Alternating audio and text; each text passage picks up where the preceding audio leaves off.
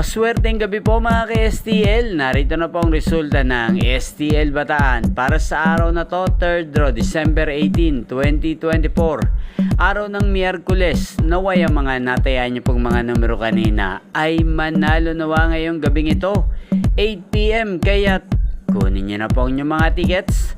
Narito na po ang resulta.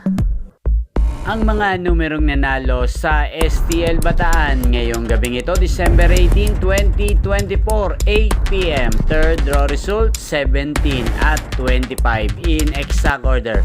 Sa lahat po ng tumaya kanina sa STL Bataan para sa third draw ng 17 at 25, congrats po sa inyo. Panalo po kayo. At ngayong gabing ito sa STL Bataan, shoutout po natin si Ate Irene.